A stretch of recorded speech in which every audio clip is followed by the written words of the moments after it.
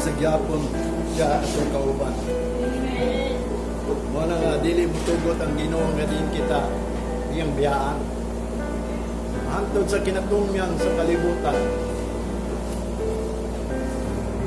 Ang Ginoo magkauban ka nato. Mao ka na iyang saad nato. Amen. He will not leave us nor forsake us. Bisan lang tagamay ta, padayon ta. Ay ang pulong na gaingon, paningkamuti ang inyong kaugalingong kaluwasan. Labi na nga ang panahon, hapit na, ilabi na ang Ginoo, nagatag na ka na itong ilangan. Muna nitag na atong kining hisgutan ang pestilence. Last na ni natong hisgutan ng about pestilence. Kaya nag-hisgut na tato miagi about sa pestilence. Kung anong naitabok ni, muna akong giingon kaninyo, usani ka katapusang warning, usani ka katapusang pagbisita sa atong mga sala, usani sa katapusan sa ilhanan, usani sa katapusan nga din ang Ginoo naghukom sa kalibutan. Labaw sa tanan mo ni ang isang katapusan sa grasya sa Ginoo o sa final grace sa iyang pagtawag nato. Munang giingon diyan atong gipangsulti ninyo. Naisgutan tani ang pestilence. Dili sa ato karong panahon lagay magwawali. Nga di nag-challenge sila na tinuod nga din kini katapusan sa kalibutan. Kung hinungdan ang mga tao siguro wa mabalaka kay ngano man dunay mga pastor nga nagasulti may tungod sa rapture. O kini akong ingon kaninyo bilang nga din akong nabasan sa pulong sa Ginoo. Ang rapture dili na mo ang solusyon sa mga ilhanan nga gipahayag ni Kristo. Kaya ang rapture usala na kapamaagi kung saan niya pagdala sa tao ngadto sa iyang lugar. O bitay nungdan ang Thessalonians mingon, ang una mamangon kadto nangamatay diha kang Kristo. Nya kitang mga buhi pabilin usa. Wabot ang tag na iarat ang sapgawon. Kay kanang rapture mo na ang pamaagi unsaon ta niya pagdala ngadto sa lugar nga di iyang giandam kanato nga di kita magakinabuhi sulod sa kalibutan. O bitaw na hinungdan ang pulong sa Ginoo mo ni atong guidance nga di makaabot ta anang pangsapgaw. Kay kanang sapgaw mo na ang pagbalik ni Kristo. Unya matod pa ni Jesus Christ human anang dakong great tribulation diha na ang pagbalik sa anak sa Dios nga mao si Kristo. O bitay hinungdan nagpahinumdum si Kristo mahitungod ini mga butangan ni nga usa ni kailhanan una mubalik ang anak sa Dios nga mao si Kristo. Unya atong gisgutan karon mao kani ay ikatulong ilhanan o third to the last sign nga mao kani ang pestilence bilang warning nato nga aron dili ta makaabot anang second to the last warning of ang the great tribulation. Kay ang second to the last warning is war. Gira ba? Mo bitay hinungdan nga nagatunta sa pulong sa Ginoo kay mao man atong guidance aron kita maluwas nining dakong katalagman nga mudangat sa kalibutan bisan ining giro bisan ining great tribulation. Muna ako mingong kaninyo masalig kaninyo karon nga ang Ginoo nagahatag kanato sa kasuga nga maong pulong sa Ginoo. Muna hinungdan ningon siya ako ang suga sa kalibutan. Matod pa ni Salmista David sa Psalms 27, ang Ginoo mo ang atong suga o lamparahan sa atong mga tiil ug suga sa atong mga dalan. Muni ang pulong karon sa Ginoo, muni ang muhatag kanato og giya aron kita dili magalakaw sa kangit-ngit. Nga din kita nga diin wala na tay mahimo.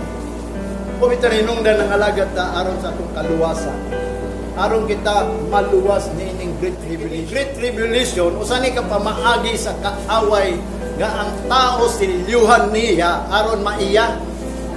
O bitaw na una ta makabaton ug makaabot ta ana og labaw sa tanan. Dili ta gusto mo abot ni anang panahona nga masilyuhan ta ni anang marka ni Satanas. Kundili atong pangitaon o pangayoon sa Ginoo nga una na moabot silyuhan ta niya sa Espiritu Santo. Mo bitaw ning magtuon ta. Mo ni nga mo akong isulti kaninyo kaning last pestilence. Kay daghay nang agi mga pestilence nga dunay buot pasabot ini. Ang buot pasabot ni ining pestilence nga mahitabo o nahitabo nato mao lang niya ang extended mercy unto us. A little space, grace. Kaning pestilence, warning ni sa ato nga pag humanin ng pestilence, ang Ginoo nag-extend sa iyang mercy. Ug naghatag siya og little space, grace, gamayng lugar lang sa grasya. Mo ni hinungdan nga kumingon ninyo paningkabutan nato ni mamatod pa ni o sa sulat sa Hebrew nga aduna pa'y nahibilin pahulay nga gitagana sa mga anak sa Dios. Adunay adlaw, adunay rest day nga gipabilin sa Ginoo aron ang tao makapahulay. O bitaw na kita karon at niana sa kagubot. Kuning giingon ni Jesus Christ sa diya mahitabo na this is the beginning of sorrow. Pero atong pangayoan sa Ginoo nga din ang Ginoo maghatag nato og jutayng grasya. Kay sukad sa si Kristo gilansang sa krus ug hangtod karon gipakita sa Ginoo ang grasya. Apan ang mga tao nag-disobey lang gyapon. Mga hinungdan ang mga pestilence sa tungunang panahon gipadala. O bita na niningtak na mo ni akong last siguro magisgot sa pestilence kay doon na tayo isgutan mahitungod sa pagsagubang ining great tribulation na ang Ginoo nagiya nato kung pagsaon nato pag atubang ining great tribulation nga diin gusto man gyud ni Satanas nga markahan ta. Kay ang giingon sa Revelation ang dunay marka sa mapintas mananap wa nay kaluwasan. Unya kana mahitabo man ang great tribulation nga paagi kana sa Ginoo nga din aron ang tao maningkamot nga dili siya maabot ana. Kanang great tribulation nga matud pa ni Jesus Christ wala pa na nahitabo sukad sa pagtukod sa kalibutan nga kana mahitabo og dili na mahitabo. Mao kana ang marka nga wala nay makapamalit o makapamaligya gawa sa marka. O bitan hinungdan nga ang tao puhon ang dili matinud-anon muadto gyud sa pagmarka. Kay bisan gani karon kita wa gani ta badlo nga mahitungod sa pagmarka, mahitungod lang ni sa paglikay nato niining pangitabo nato karon. Wa nagipaundang ta unsa pagkabuot pasabot sa Ginoo puhon. O bitan na ninitak na ako mag-ingon kaninyo. Among naminaw ka nako, sultihan tamo. Mao ni ang last chance. Nga mao ni ang giingon sa libro ni Pedro o sa 1 Peter nga din ang Ginoo maghatag og gamay panahon sa iyang long suffering. Nga giingon sa mga tao nga ang Ginoo langayan. Pero ang Ginoo dili langayan. Gusto lang sa Ginoo nga kita makabaton og kaluwasan. Gusto lang sa Ginoo nga kita maginulsol. O bitaw na niningtag na ang Ginoo naghatag og higayon. Mo ni ako isulti ninyo katapusan sa gitawag og pestilence nga mao ang pandemic. Nga usa kani kakatapusang pahinumdum. Anong katapusan naman ni? Kay nidangat na ni sa tibuok kalibutan. Adunay purpose ang Ginoo ining pestilence. Ang purpose niya ining pestilence mao nga kita hatagang og chance. Kay wa pa nato nahimpit ang bulaton sa Ginoo hangtod karon. Mabita hinungdan ningon siya, for all have sinned and come short of the glory of God. Muna nitag na ato ang pahimuslan ning panahon. Magisgot ta about ining pestilence nga nahisulat diri sa balaang kasulatan sukat pagkaniadto. Ang pestilence mo kani ang will of God. Pestilence is a God's will. Kabubuton niya kay ngano man adunay purpose ang Ginoo sa mga matinud-anon. Sa matinud-anon ha. Kining pestilence kabubuton ni sa Ginoo bilang ang Ginoo nahigugma nato, giwarningan tan niya, gibadlong tan niya. O hinungdan kining pestilence, muingon ko ninyo, is the last grace of God. The grace period, diri na mahunong ang atuang grasya nga gihatag sa Ginoo gikan pa sa pagpatamatay niya sa cross hangtod karon. Unya kini karon muingon ko ninyo, extension na lang ni. Atong una ang pestilence, matod pa sa Ezekiel chapter 14 verse 21.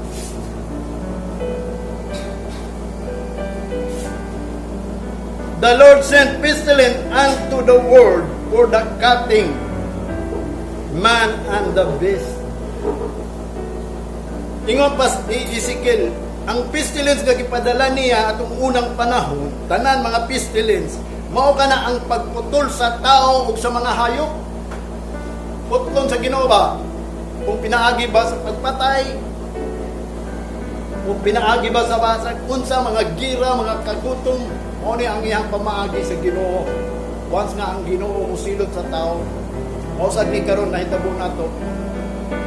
Putol. Mao bitaw niyang gingon diri sa Ezekiel chapter 14 verse 21, o kanang whole chapter imo nang basahon.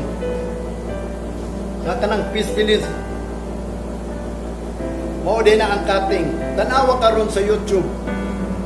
Di lang ang COVID-19 mao ni putol sa mga tao. Ultimo ang mga mananap dito sa laing lugar. Niining mga panahonan ni nakita na sa YouTube na ngamatay ang mga langgam, ang mga isda. Manang naibung sila, nagdungan daw about ining pestilence. Tama gitong gingon sa Bible nga din pagkating ni sa mapintas nga mananap o sa mga tao. Muna ang pagputol. Muna ang yesterday nga gisulti sa pulong sa Ginoo kaniadto. Karon ang gisulti ni Apostol Pablo may tungod sa Roma chapter 20, ang pagtapos sa bulaton sa Ginoo ug ang pagputol sa righteousness. Putlo niya ang mga buhat nga matarong sa mga tao karon bilang pahinungdom. Mabita na hinungdan nga wala na takaadto sa simbahan, naara ka sa balay, imbis ang atong bulaton nga righteousness naa sa simbahan. Unya karon kay naamat sa balay, giputol niya ang righteousness matod pa ni Apostol Pablo sa Ginoo. Ngano man, because a short work will the Lord make upon the earth. Kaya ang Ginoo magbuhat og gamay bulaton, may tungod diri sa kalibutan. Nagaantag og little space. Manang giingon niya dito sa Isra, nasa nahitabo sa panahon sa Isra. Itagaan sila gamay lugar nga diin ang grasya sa Ginoo gi-extend sa ila. Manang giingon ako sa inyo ang tulong sa Ginoo nga gisulat diri sa balaang kasulatan, mao ni ang propesya kaniadto karon og sa umalabot. Ang unang panahon nagay mga pestilence nahitabo, pero aduna ko'y unom ka buok nga pestilence nga gi-record nako diri nga ang Ginoo dunay purpose. Aning balatian ba? Magkasakit ang tao, mamatay ang tao. Ang una, atong unang panahon, gipadala sa Ginoo ang pestilence dito sa panahon ni Pero. Sa Exodus chapter 5 verse 3, giingnan sila ang mga Ehipto o ang si Pero nga din, to go out and sacrifice to the Lord. Matag pa niya, let my people go. Ingon pa ni Moses. Kay kung dili niya ipagawas, ipadala ang pestilence. Muna, ang purpose sa pestilence, ipagawas ang mga anak sa Diyos, aron mag-worship sa Ginoo, aron mag-sacrifice sa Ginoo, aron mag-atubang sa Ginoo. Muna ang mensahe nga gidala ni Moses ngadto kang Pero. Muna unang padala niya sa pestilence. Atong giingnan niya mga tao sa Dios. Nga kamo, mga tao sa Dios, mga katawan, mga Israel, pag ihaw mo usa ka karnero niya, ang dugo niya diya ipahid sa inyo ang mga panimalay. Karon ang muagi na gani na ang gitawag og pestilence, dili mo sudlan. Mao na kita karon ang dugo sa Ginoo nga si Kristo niya sa atong kasing-kasing, karon dili mulaglag kanang gitawag og pestilence. Mao nay pirmiro ang purpose sa Ginoo ato aron nga kita magdaig sa Ginoo man ang gipadala. Ikaduha, ang pestilence ingon pa sa Leviticus chapter 26, 23 to 24 to 25. Isamaris na ko ninyo ha. Iya tong gipadala sa panahon nga sila nakagawas na. Gipadala, giingnan sila ni Moses, if you will not reform, umatod pa niya, if you walk contrary unto me, and I will walk also contrary unto you, I will send pestilence. Na kung di sila magreforma, kung di sila maglakaw diya sa Ginoo, maglakaw man sila kontra ang Ginoo sa mulakaw kanila contrary. Mo nang hinungdan nga gipadalan sila pestilence, mga kasakitan. Hindi mo hinungdan nga ang mga tao nangamatay. Mo nang gingon gamay na lang ay mahibilin. Mo nang hinungdan nga din nganong nay remnant diri kay ang nahibilin nga din wala siluti sa Ginoo. Ang third pestilence na isulat diya sa 2 Samuel mahitungod kang David. Una, nahimong hari si David. Ang iyang amahan nga si King Saul, adunay altar. Although nga gipabuhat siya altar nga di mo na ilang halaran, apan adunay sugo dito sa altar nga dili maghalad og mga halad nga dili sinugo sa Ginoo. Nanglan yun ang tanang sugo sa Ginoo mo na ihalad ang tanang mga balaod sa Ginoo nga mo na pamakagi ngadto sa simbahan. Mo na inungdan si David usa ka taong disobedient.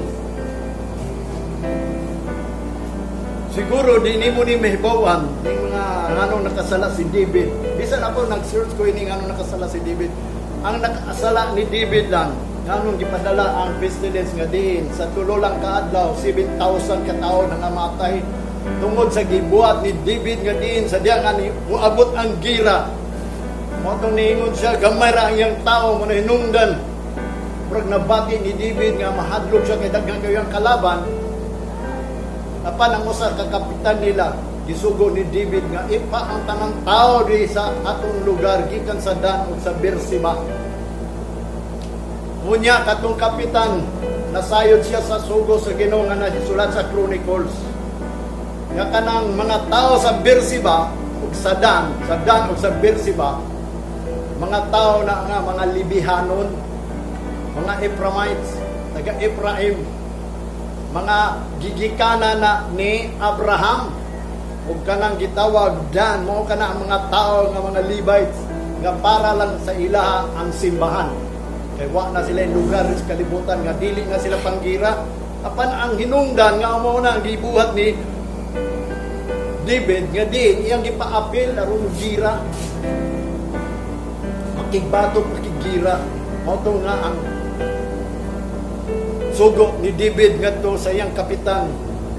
Ipana apan supak ang kapitan mo hinungdan tungod kay nidaog man ang pulong ni David, nisugot na lang ang kapitan pero niabot ang takna sa diya pag-ihap na niya, wala niya apil pag-ihap ang mga taga Dan o ang taga Beersheba nga naman tungod kay naibaw ang kapitan usa na kasala At diin matod pa dito sa sulat dili sa gitawag nato og sa 2 Samuel sa Chronicles nga kanang mga taga Dan o taga Beersheba mao nay magpasanay sa mga tao sa Israel nga mahimong tarong nga mga tao ba kay sila mo nagipili sa Ginoo, mga Levite ang mga Ephraimite na magabuhat na sa bulaton diya sa Ginoo sa simbahan, dili na sila pagira. Pero kay unsa may gibuhat ni David tungod siguro na iyang nahununaan dagang iyang kalaban ang utong inungdan ng kapitan hawa ba kay kahadlok sa Ginoo nga din gusto pa man kagdagang tao nga Ginoo naman tay daw iyang kauban ato hinungdan ipadalan sila pestilence ato hinungdan nga si David nakita niya ang iyang sala mo tong gipapili siya sa usa ka pari nila nga mao kadto si God ba ingon daw ang Ginoo sa iya kang David pagpili David og tulo ka gusto nimo nga isilot sa Ginoo talagang Ginoo kay gipapili siya unya kay gusto siya nga di siya maalaot gusto siya makaikyas mo to hinungdan ang iyang gipili katong ikatulo nga diin pestilence sa diya nga niabot ang pestilence naluwi gyud sa mga tao gisulotan nga wa man tay labot ang mga tao motong gipaundan motong ang ikatulo nga diin pestilence gyud padangat grabe to no nga ang Ginoo manggod naga hatag ka nato og painumdum motong niingon si David sa iyang kaugalingon Ginoo ako ang suluti ug ang balay sa akong amahan nga mao si King Saul kay ngano man doon na sila simba na itong unang panahon nga di nag-disobey si King Saul doon ay gisugok ang King Saul nga sa diya nga patyo na ninyo tanang lugar na mga tao, mga tiguang, mga bata o kayaw na dala, mga bulawan, mga sininang gwapo ilubong na usay gibuhat ni King Saul iyang gipanguha ang mga gwapo mga butang iyang gialad motong giingnan si King Saul sa iyang halaran na Saul is bitter matod pa niya obey than sacrifice mas maayo pa ang pagtumang kaysa pag-sacrifice sa tinuod lang kumuhanin ka sa simbahan dili na ingon kumuhanin ka sa simbahan aron makasimba ka sa Ginoo kundili kumuhanin ka sa simbahan pagtuman kung sa may sugo sa Ginoo ang altar, ang simbahan mao ka na ang pinakabalaan nga lugar mao na'y balay sa Ginoo ang Ginoo balaan so ang muani dili sa balay sa Ginoo magbalaan kung nang dita pwede mo ato sa simbahan nga dili ta mutuman sa sugo sa Ginoo ang tanan natong yalag kinahanglan balaan mao na ikatulong pestilence nga di tabo nga di nangamatay sila sulod sa tulo lang kaadlaw 7,000 katao nangamatay dito sa panahon ni David. Tinungdan si David nagtukod og laing simbahan, gibungkag to niyang simbahan ni King Saul. Nagtukod siya og laing simbahan nga gisugod kaniya. Unya ang iyang anak si Solomon mo ay magtukod. Mao na ni karon sa tuwa. Atong simbahan nga giingon Jerusalem nahimo tong gamayng simbahan sa lain-laing lugar kay ngano man wala na to gila sa Ginoo kay ang mga tao natahora tong Jerusalem. Ano man, kay bisan asa sila muadto, musimba man sila bisan asa muadto. Nga din unta ingon pa ni David walay laing simbahan maora ni ang simbahan nga didto sa Jerusalem. Mao bitaw hinungdan si Jesus Christ samtang niadto siya sa Samaria. Nasugatan niya ang usa ka babae nga Samaritan woman matud pa niya. Babae nahitabo na nga di na magasimba sa espiritu ug sa kamatuoran. Inyong sa ingon sa babae, dili mi pwede makasimba dito sa inyo. Kay dili mi pwede makigistorya, makikuban. Mo na hinungdan nga kining balon. Mao ni among simbahan. Mao na niyang giingon ni Jesus Christ, nahitabo na nga ang magasimba dili na sa Jerusalem, dili dire kundi sa Dios nga Amahan nga nagsugod kaniya pinaagi sa espiritu kamatuoran. Kay usar man ang simbahan. Ang atong unang panahon ng isugo sa Ginoo sara ang simbahan dili pa simbaho ng uban mga iya sa Ginoo sa lain-laing mga kasimbahanan kundi dito lang sa Jerusalem. Ang panahitabo nga din duwa sila nituman maninungdan nagatay bulaag ang mga anak sa Dios mga Israelite mo nang nagbuhat sila mga simbahan lain Kaya nga naman, wag sila nituman ang balaod sa Ginoo nga dinusara ang simbahan. Muna nagwander sila. Sa diya nga din, nahitabo lang ang ilahang pagwander. Matos pa niya dili sa Jeremiah